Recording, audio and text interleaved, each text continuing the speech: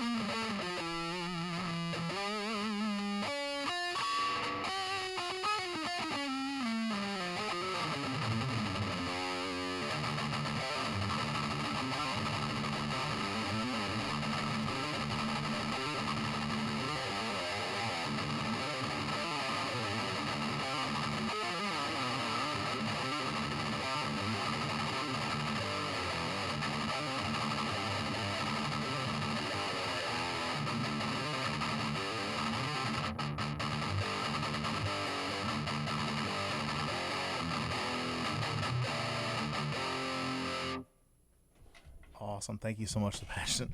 Jessica, that's my son, Sebastian, and he has been playing guitar for a couple years now. So he opens the show with some live music for me like every week. So That's great. That was awesome. yeah.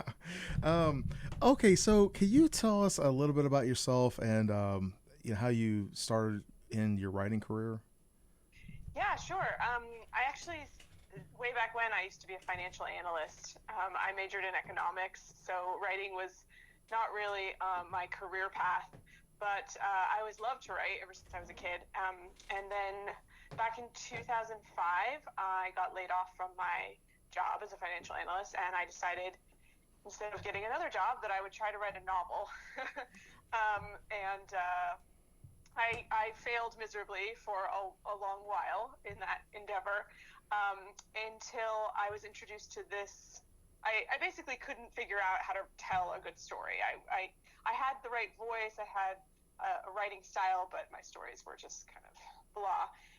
And then I was introduced to this book called Save the Cat by Blake Snyder, which is a screenwriting guide. It's all about how to plot and structure screenplays. Mm-hmm. And I ended up using it, the same kind of structure guide, to plot my novel. And since then, so I once I did that and I rewrote the current novel I was working on that had been rejected about 70 times Oh around the wow. publishing industry. I rewrote that novel and I sold it pretty soon after that. And then since then, I've sold about 17 or 18 novels to major publishers. And I kind of say I owe it all to this Save the Cat because it taught me how to write a story and it taught me what structure is supposed to look like. And I've been using it ever since. And as you said, I have now written Save the Cat Writes a Novel, which is basically a book on how to adapt this screenwriting method to novels. Yeah, and unfortunately, Blake Snyder has passed away, and Yeah. but I think it's awesome that you picked up that legacy. And Well, thanks. There's a team of people that have been continuing his legacy, which is just so great. He passed away in 2009, and at the time that he passed away, he was already doing workshops, and he had a team of people around him that were helping him with the Save the Cat, mhm. brand. And since then, they've continued doing workshops. They've hired more screenwriters and me as a novelist to teach other writers, and they maintain the website. They keep Yeah. blog posts. They post blog posts, so they do a really good job with it. And they actually hired me. The way the Save the Cat book came about is once they found out that I was using it to write novels, they asked me to guest blog on their blog, which I did. Yeah. From there, they asked me to teach, which I did, and then from there, that evolved to us collaborating on this book together. I think it's really cool because I came across the book. A little bit about my background. I freelance for the Savannah Morning News. It's our local newspaper here, and so I was doing just event articles and like charity of articles and stuff like that, and just interviewing people or whatever. And I would come across, like, I would cover different events and things like that, and I met different indie authors. And I always liked writing, but my background is in business and leadership as well.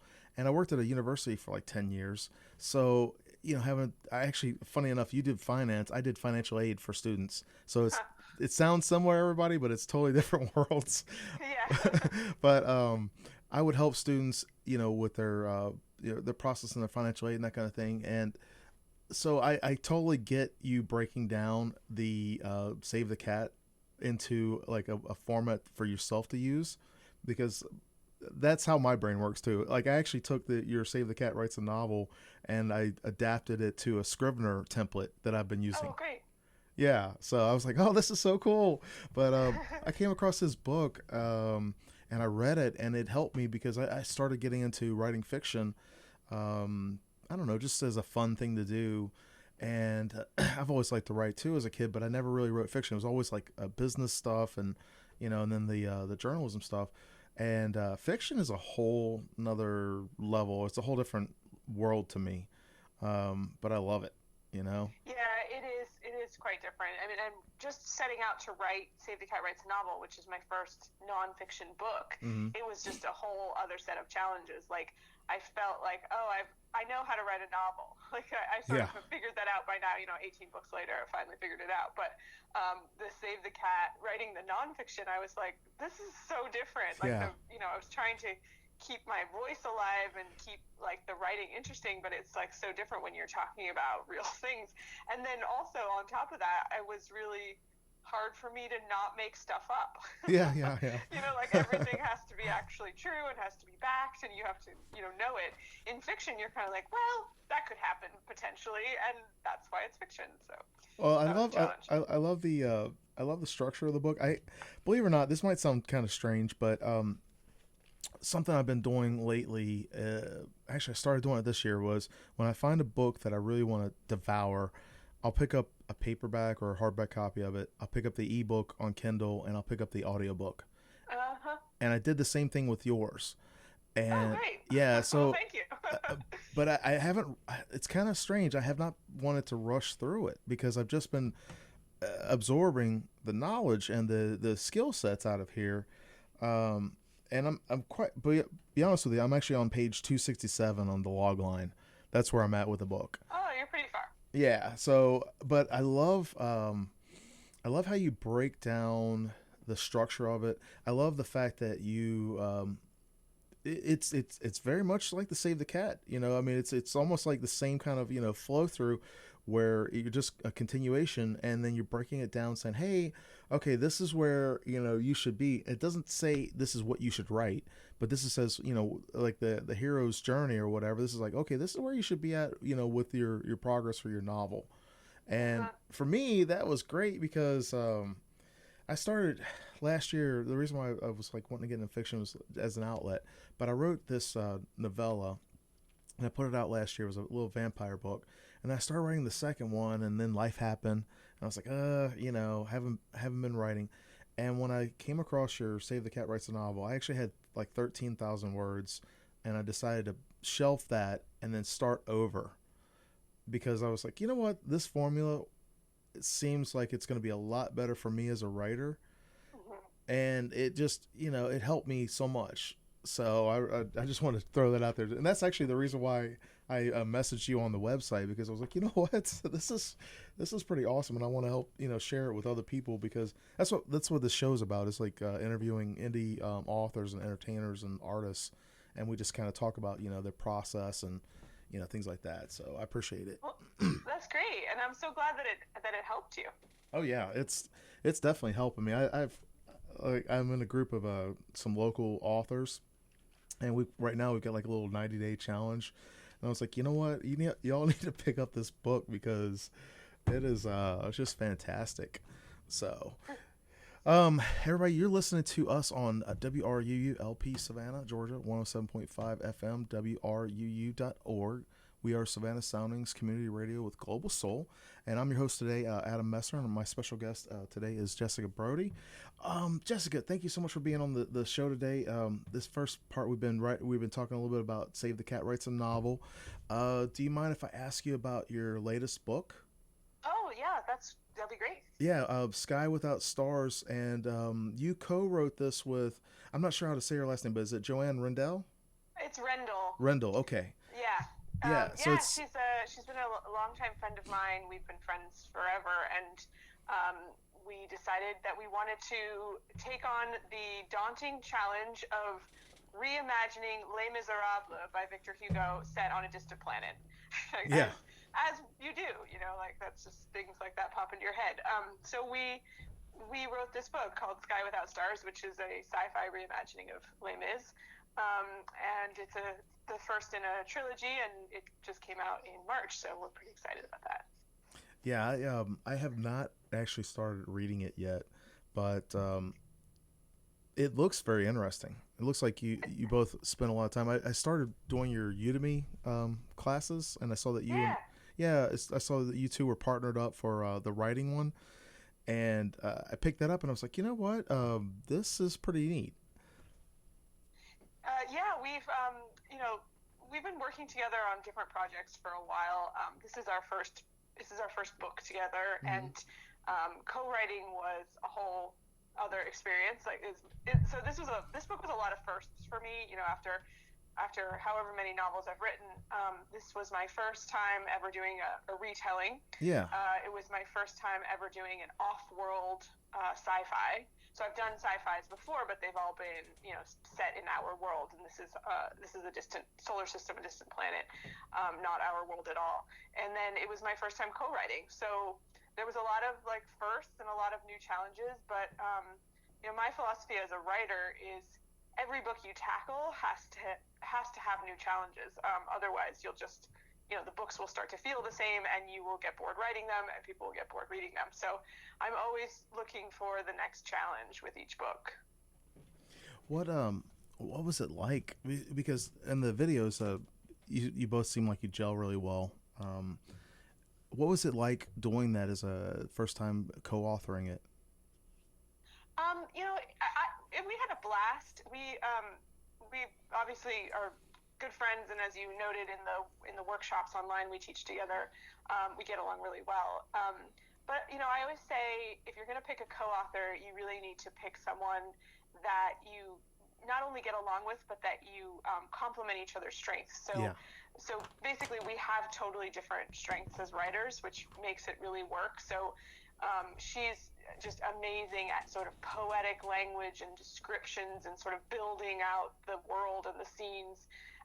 And then, my strength is definitely plot, and obviously I wrote a plot book, plot and dialogue. So, we would brainstorm everything together, and then we would sort of divide up the scenes or divide up parts of the scene based on who we thought was going to be the best person for the job. So the scenes would go back and forth between us many times, and I would sometimes structure a scene and get the dialogue and the structure of the scene in place, but I would leave giant gaps for her to fill in with some really great descriptions or some really great poetic language and things like that.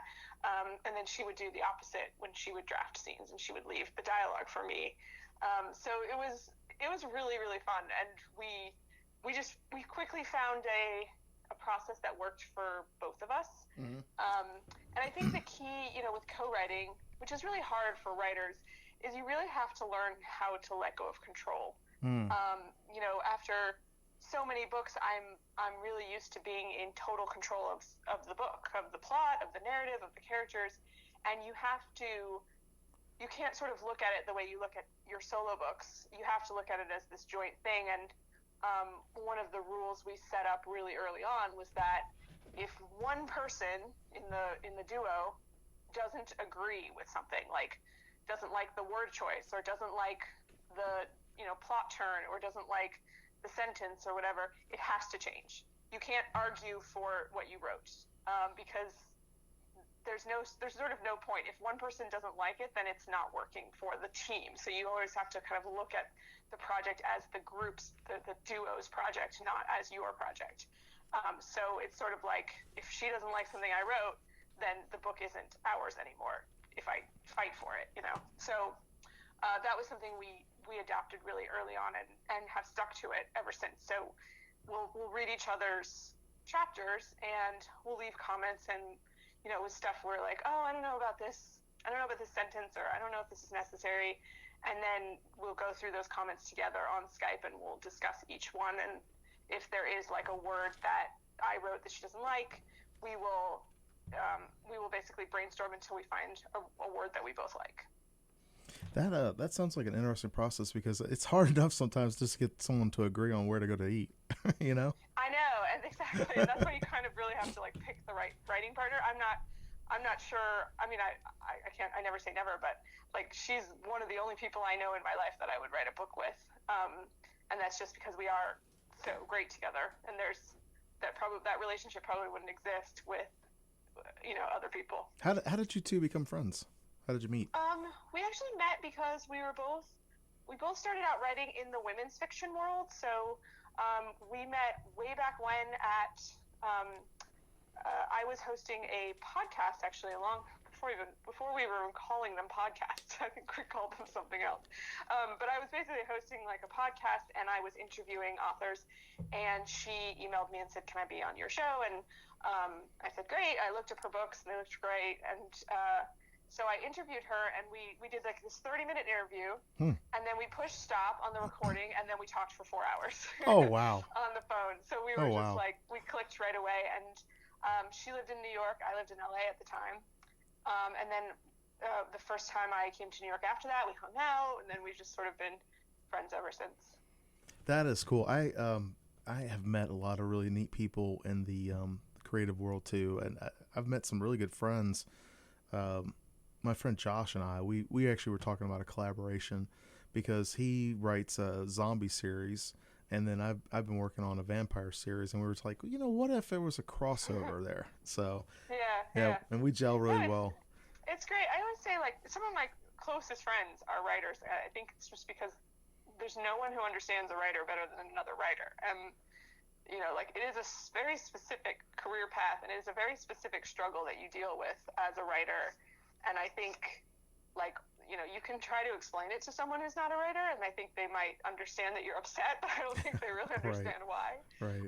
And so I just have bonded so much with other writers. That's actually a good point that you bring up. Talking about some of the weird things that writers think with your characters. Do sometimes they take, I know that you're really good about plotting. Do your characters sometimes try to take a wrong turn type thing, and then you're like, oh, wait a minute, what's going on here? Oh yeah, all the time. That's what characters do. I've asked that question, different ways, like, to other people, because sometimes my character's like, this is what I want to do, man, and I'm like, no, you're not supposed to be doing that. Oh yeah, it's a common problem, and I always say, like, I'm a plotter. I plot in advance. I'm not a pantser.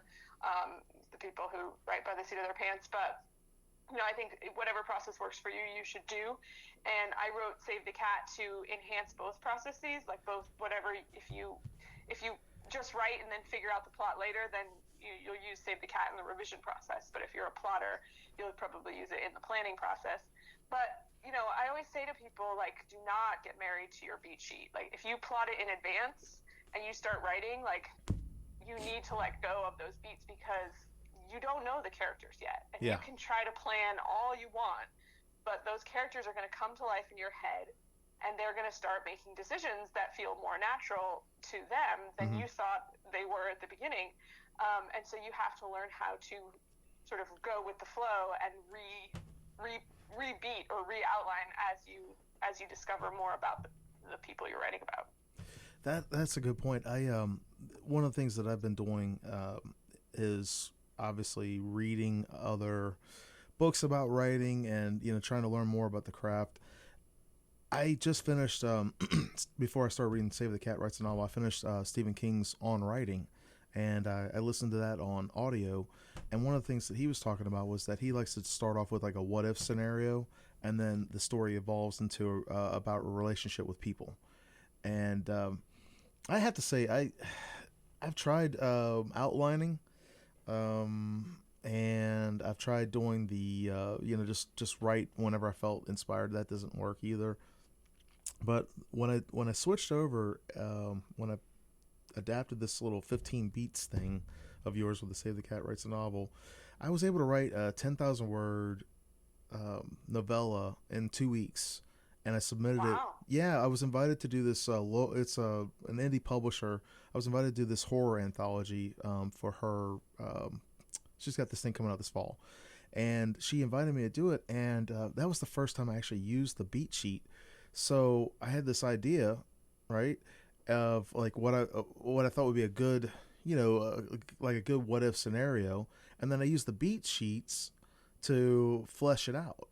So I used that kind of like as my outline, you know, and then I guess it's like a crossover between plotting and pantsing, because I knew where I wanted the character to kind of progress, but the beat sheet kind of helped me figure out, okay, well, how do I get from this step to this step? What happens? What goes on between the characters? How do they progress to that step? And it helped me finish that in like 2 weeks. And I That's sent great. it. Yeah, I mean, it's meant to be like a blueprint. I think that the plot is sort of the bones of the story, and it's what everything else sits on. And so if you don't have a strong foundation or strong structure, then the story is going to kind of feel crooked. Yeah, Like I often use the analogy of or the metaphor of building a house, and the plot is the framework, and you have to build the framework before you can start really deciding where the furniture goes. So you have to write the book before you can really revise and make it good. And I think that's what really the Save the Cat method helps you do, is helps you figure out what that framework looks like. well, listening to the audiobook, and then reading along with it, one of the things that I liked was your emphasis on the midpoint. Mm-hmm. And I think I don't want to misquote you here, but I think in the audiobook you were saying that you can really tell by someone's midpoint if they figured out, where they're going with the story. Yeah, the midpoint is such an important beat, and it's basically the beat where a lot of things happen. There's a crossroads of a lot of different motivations, and it's where the hero usually either gets something that they want or loses something that they want. And it's also a point where major turning points happen that will send the character in a new direction. So if you look at some of your favorite stories, it's always the midpoint where those shocking twists come, or those big reveals that you're like, oh my god, I didn't see that Yeah. coming, and it's now a whole different story. Regardless of what genre it is, it's those beats usually happen in the midpoint. And I think that when you fail to really understand the power of the midpoint and what it can do, it becomes obvious on the page, because the middle will feel like what we call the muddle.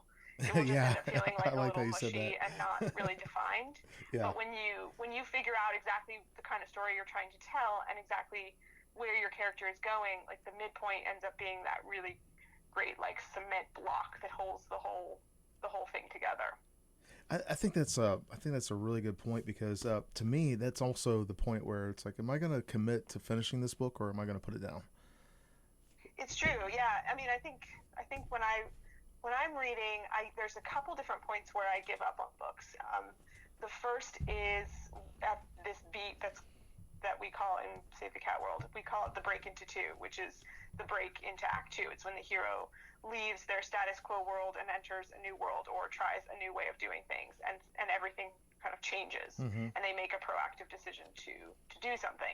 And usually I can tell if I'm going to like the book or not at that point, either because the new world that's been introduced is something that I'm really interested in, and that's usually when I will keep reading. But if the author has sort of failed to make that break really distinct and make that new world really interesting, then I think that's where I first lose interest. And then the second point where I will usually put a book down is at the midpoint, if I'm feeling like the momentum is lost. Yeah. At this beat, which is the beat where the momentum's supposed to be renewed again. Right. It's almost like, they've been beaten up a little bit, and then we're trying to figure out how they're going to get out of it, right? Right. Let's see. We're going to, Jessica, we're going to take a break, a little station break, and then afterwards, I'd like to talk to you more about your, what it was like writing, especially using your Save the Cat, what it was like writing with your co-author. And then I'd like to talk to you about some of your Udemy courses, if you don't mind. Sure. Okay. Yeah, that'd be great. Cool. Everybody, you're listening to WRUU LP Savannah, Georgia, 107.5 FM, WRUU.org. We are Savannah Soundings Community Radio with Global Soul. I'm your host, Adam Messer, and our special guest today is Jessica Brody, and she's written quite a few novels, and then we've been talking today about her new one, The Sky Without Stars, and Save the Cat writes a novel. Excuse me. And so Sebastian is going to play a little bit of music, and then we're going to have the station ID. We'll be back in just a few minutes. Thanks.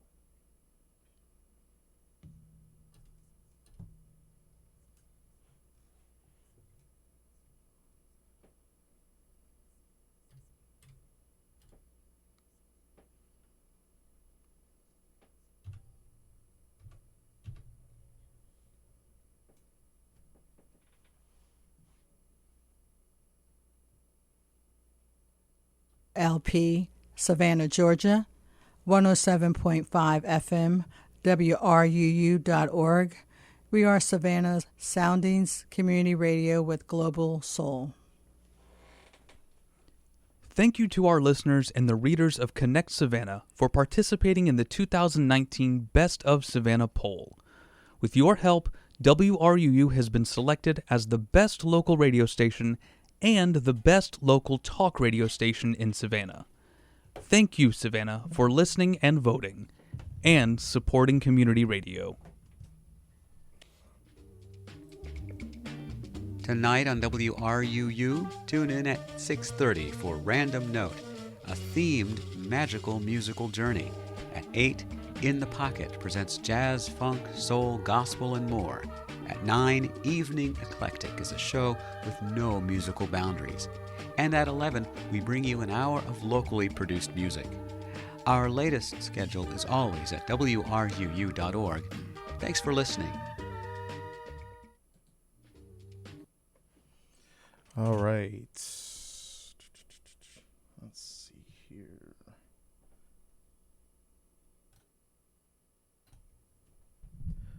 And welcome back, everybody.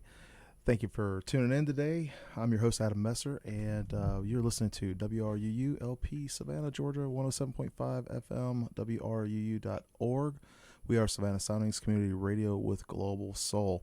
And my special guest today has been Jessica Brody. Jessica is an author, and she's written quite a few books. We've been talking today about her latest book, Save the Cat Writes a Novel, and her other with The Sky Without Stars. So, Jessica, thank you so much for being on the show today. Yeah, thank you for having me. All right. So the first half, y'all, we've been talking about writing and the beats on the 15 beats for the Save the Cat, and then her new book, Sky Without Stars.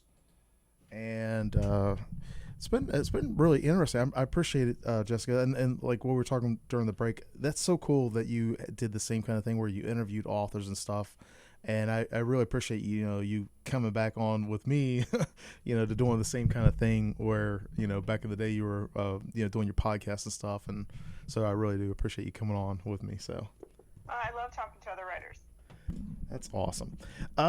Speaking of writing, we were talking earlier a little bit about your Udemy courses. Do you mind if we talk a little bit about that? Yeah, that'd be great. Okay, cool. Let me pull up the webpage here. Because I'm not trying to plug or anything like that. I am plugging a little bit here, Jessica, but the Udemy courses are on sale this weekend for like $9.99, and usually they're like over $100. I know, and this is for the folks that do the if you go through Jessica's book.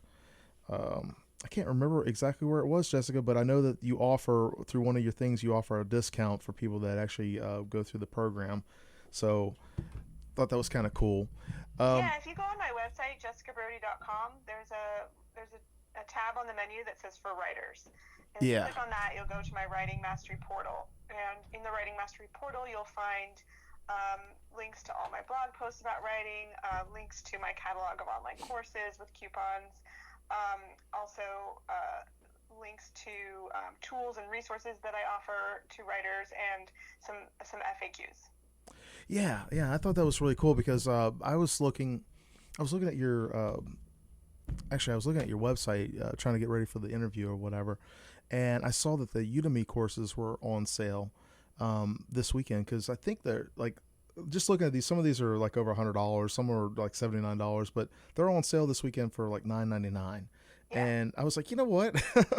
I picked up the one that's I picked up 3 of them actually. I picked up the one that's Write a Best-Selling Novel in 15 Steps. That sounds very familiar.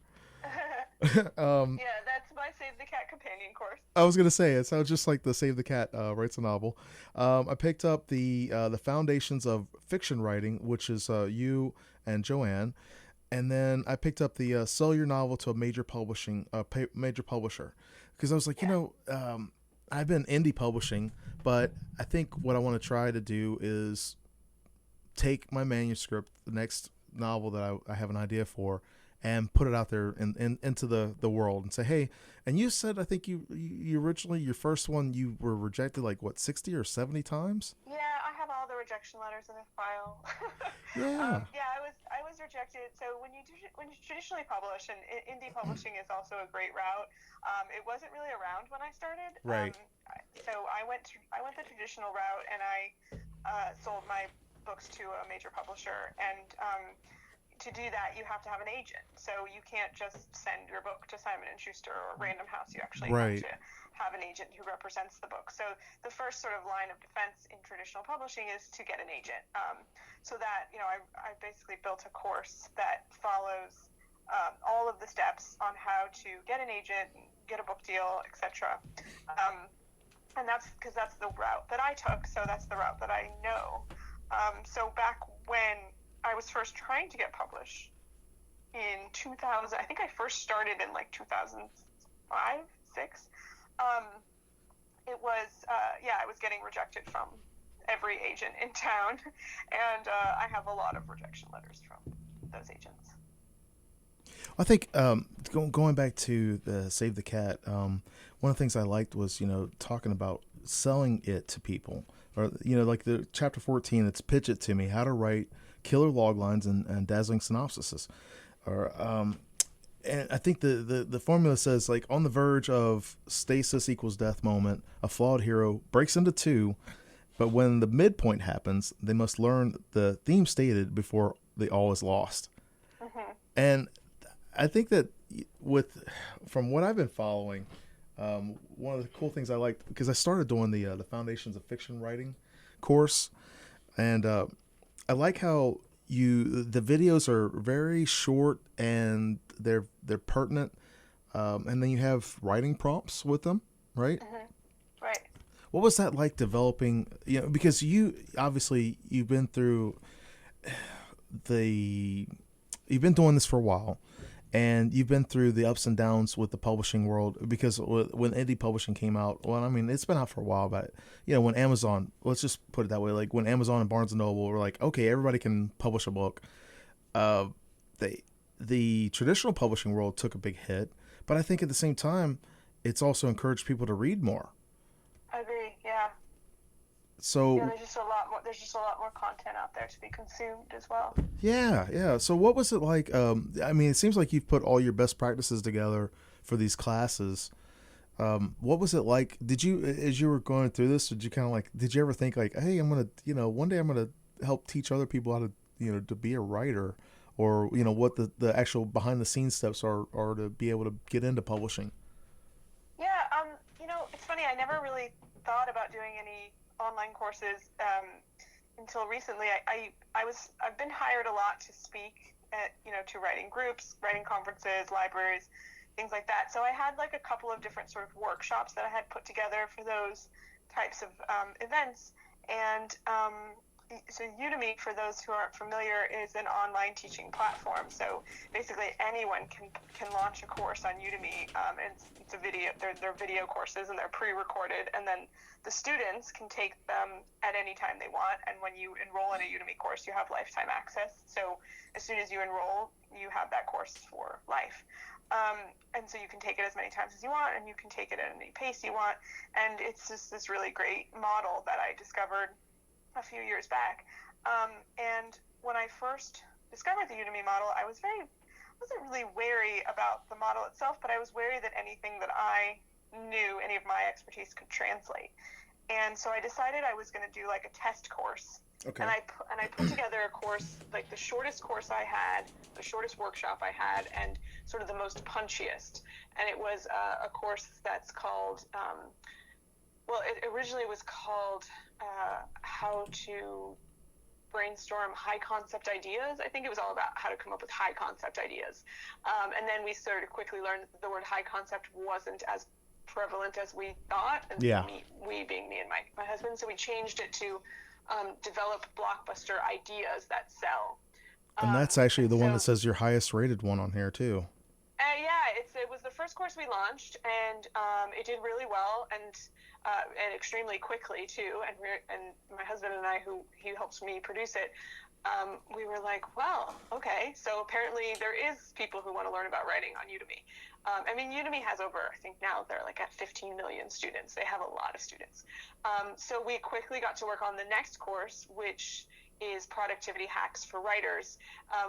And basically the way I decide what to teach is based on what I get asked. Yeah. So I get a lot of emails from writers. I do interviews like this, and I get a lot of questions, and I just keep mental notes about those overlapping questions. And I'm like, okay, if a lot of people are asking the same question and I have an answer, then I feel like it's sort of my duty to share that answer with other writers. So one of the questions I get asked a lot is, how do you write so much? So I do write a lot. I write 3 to 4 books a year. Yeah.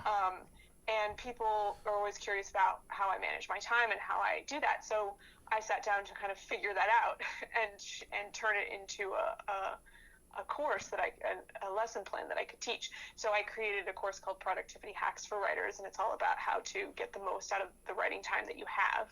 And that one did also very well. And then from there, I did a course, this Sell Your Novel to a Major Publisher, which is also an area I had expertise.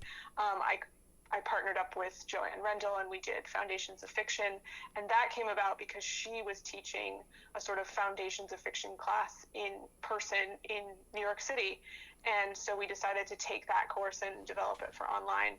And then since then, I've also developed a course called Write a Best-Selling Novel in 15 Steps, which is a companion course to Save the Cat. And right now, I'm actually finishing up a course that will launch this week, all about how to conquer writer's block. That's so awesome. It's another question I get asked a lot. That's awesome. I have many answers for. So that is so cool, because with this show, that's one of the things that I try to focus on is the process and then overcoming obstacles. Because with writing, I think any kind of entertainment, I talk to authors, I talk to artists, entertainers, actors, and like songwriting, writing, different types of writing. Writer's block is a big one for people, and I think to me it seems like it boils down to procrastination, but it also boils down to life happens. Like for me, I had writer's block because I had a lot of personal things going on in my personal life, and I was not motivated to write. Even though I had a story idea in my head, it was just like, I don't really want to write right now. I don't have the energy to write. So I think that's really cool that you're coming out with a new Udemy course. One of the things I like too is we're in a consumer based economy, right? And so people are always being advertised to and things like that. I paying attention to your talks. I was on your little Instagram live a couple weeks ago, and one of the things I like about what you do is you're not salesy. You're very just hey, you're down to earth. Like we're talking right now, same thing.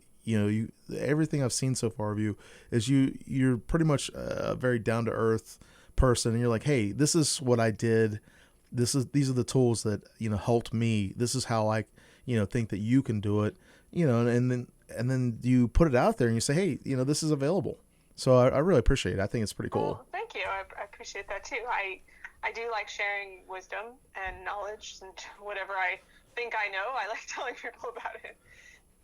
Well, it's cool too, because you also have not only are you saying, hey, this is what I have, but you also have real life examples of, okay, well, I had the 60 or 70 rejection letters at first, so it's not like it's easy street, and I've been doing this for a while, and these are the tools that work for me.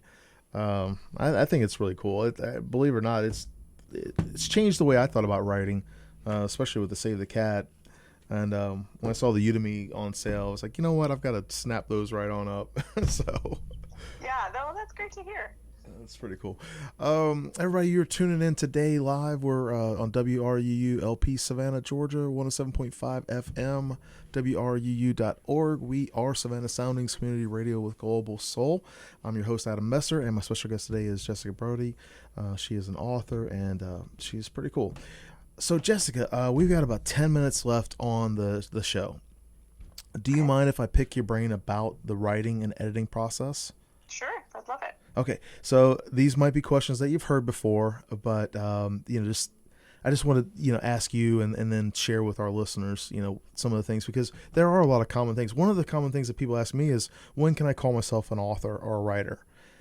What do you think? I love this question, actually, and I wrote a blog post about it a little while back, but I personally don't think there is such a thing as an aspiring writer. I think that you are a writer the same way you are a human. Yeah. It's like, we don't say I'm an aspiring human. That's a good way to put it. When you're a writer, it's just sort of something that's in you and and I think that you should always consider yourself a writer, and I think you should be what you want to be, and regardless of the results. And I think too many people are sort of dependent on, I will be a writer when I sell a book, or I'll be a writer when I hit the New York Times list, or I'll be a writer when this happens. And I think that, that's just detrimental to the person that you're trying to be. I think that you should own who you are as a writer. I think that when people are are artists, or painters. Mm-hmm. Even I don't think that many artists say, "Oh, well, I'm not really an artist. I just paint for fun." I think people who are artists are like, they like to own it. So I think writers should do the same thing. I think you should own that you're a writer and be a writer right now and be a writer every day. I love that. I love that viewpoint.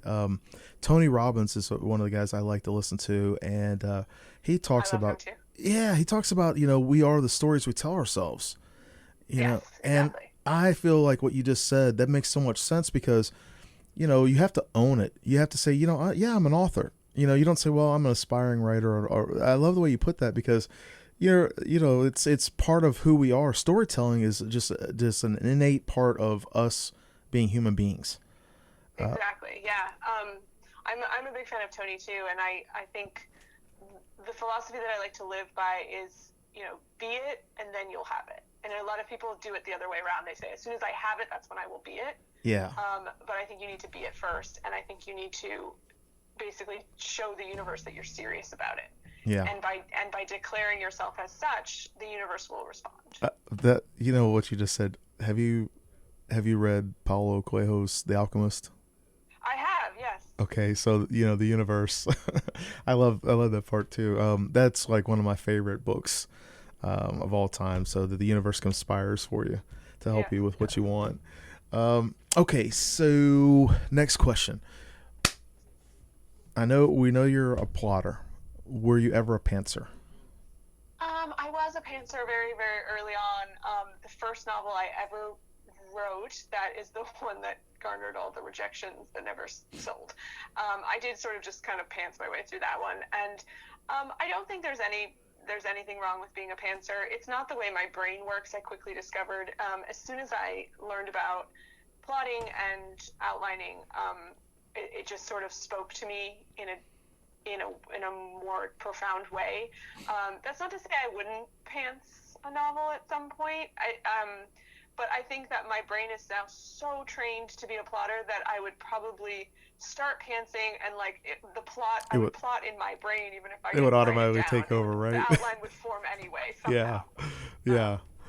I think that's pretty cool too, because I'm slowly converting over to being a plotter.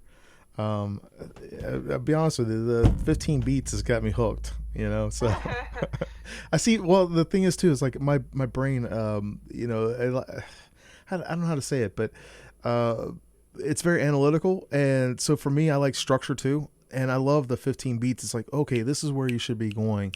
It doesn't say exactly what you should write. It doesn't tell you that, but a lot of times in my head, I'll just have like an idea of where I want them to start, and then I'll have an idea of what where I want it to finish. Yeah. I don't really have the in and outs of it, but I'm starting to incorporate that into my writing, and I've noticed it helps me a lot. Where I say, okay, this is what I would like to see happen, and then in between, it's like, okay, well, this is what's going to go on. So I think that's pretty cool. I'm not trying to rapid fire questions here at you, but I had a professor one time say that writing is only rewriting. What do you think about that? Well, I'm not sure I agree necessarily with writing is only rewriting, but I am in the camp that there are two jobs of a writer, and that's the drafter and the reviser. Okay. And I think that too many of us try to do both jobs at once, and it ends up being just disastrous. And so it's sort of like an author friend of mine, Emmy Laybourne, says it's like when you try to write and revise at the same time, it's like trying to drive with your foot on the brake and your foot on the gas at the same time. And you'll just sort of keep stalling. You won't actually move forward. Okay. And so I think that you really have to, my philosophy and behind, a lot of what I do, and this is the philosophy behind the writer's block course too, is, you have to play both sides, and you have to wear both hats, but you have to do it very separately. And so when you sit down to draft, it may not even feel like writing, because a lot of it is just sort of a vomiting process of like vomiting ideas out and not really caring if they're working or if they are making sense or if they're any good or if they're written well. And then you come in with the reviser hat, and you see this mound of stuff that you have to work with, and then you shape it and you mold it, because it's, I really think that when you write a novel, you don't know what that novel is until you're done. Yeah. And so if you can just get to the done part as quickly and messily as possible, you're gonna have a lot easier time revising it once you sort of have the bigger picture. But if we get too bogged down with the nitty-gritty details of every sentence as we're drafting it, it's going to be very hard to move forward every day. I agree with you. I think it also is kind of like in sports, you have practice and then you have the game time. Right. Yeah. You have to practice, you have to go through the motions, and then game time is like, okay, well, your autopilot kind of takes over, and, you know, muscle memory and all that. To me, I'm not a huge fan of editing, but I like writing. But I'm starting to, the last year or so, I've started to kind of get into the process of, you know, I'm not going to say that I love editing, but going back and not inline editing, and going back and actually reading it, trying to be partial and say, okay, well, what would this sound like to someone else? You know, so yeah, it's kind of cool. You obviously spend, you know, a lot of time writing and doing your seminars and things like that. What's something that you enjoy doing, you know, as an author out there in the world that people might not think about? You mean outside of my writing? Yeah. Well, I like to travel. I like to read a lot, obviously. My favorite thing to do is sit on the porch and read. I have 3 dogs, so they keep me kind of busy. And I can hear them upstairs barking right now. I locked them. I locked them into one side of the house so they wouldn't disrupt the interview. I mean, I'm pretty busy with the writing, but when I do have time to get away, I like to go places and I like to read a lot. That's cool. You said your husband did the videography for you? Yeah, he did a great job. He's my co-producer on the courses, and he loves photography. He has all the gear. He did a great job. I didn't realize that. He did a really good job. So kudos to him. That's awesome. Well, I appreciate you being on with me today, Jessica. People can find your stuff on jessicabrody.com, right? Yep, that's it. And it's pretty straightforward on your social media. It's just Jessica Brody, right? Yep. That's awesome. Well, I appreciate you being on today. I thank you so much for sharing with us. And then I'm gonna put the podcast up later on so people can listen to the interview. But I'm looking forward to actually reading the Sky Without Stars and finishing up the Save the Cat Writes a Novel and doing my Udemy classes. So thank you so much for being on the show today. Thank you for having me. I wish you the best of luck with your writing. Alrighty. Well, thanks everybody for tuning in. You're listening to WRUU LP Savannah, Georgia, 107.5 FM, WRUU.org. We are Savannah Soundings Community Radio with Global Soul. And my guest today has been Jessica Brody. And I'm your host, Adam Messer. And up next, we have Savannah at Night. All right. Thanks a lot. This is WRUU LP, Savannah, Georgia, 107.5 FM, WRUU.org. We are Savannah Soundings, community radio with global soul. This is Kinski from the album Live at WFMU, April 22nd, 2003.